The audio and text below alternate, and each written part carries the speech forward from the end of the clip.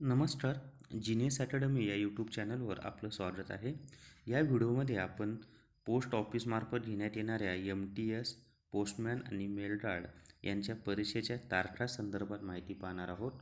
तर या ठिकाणी पहा, MTS म्हणजेच मल्टीटास्किंग स्टाफ यांचे जे हॉल तिकीट आहे ते 27 डिसेंबर 2020 या दिवशी सुरू होणार आहेत आणि ते 15 जानेवारी 2021पर्यंत उपलब्ध असणार आहेत. म्हणजे 27 डिसेंबर 2020 ते 15 जानेवारी 2020पर्यंत हे हॉल तिकीट मिळणार आहेत.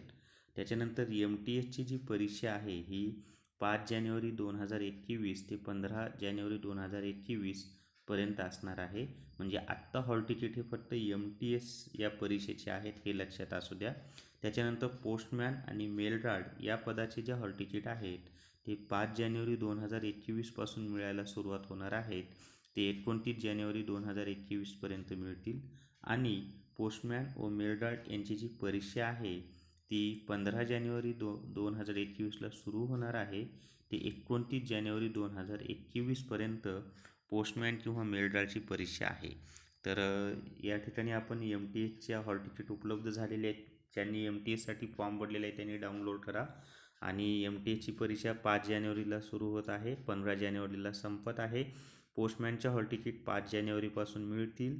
पोस्टमॅनची परीक्षा 15 जानेवारीला सुरू होत आहे आणि 29 जानेवारीला संपत आहे.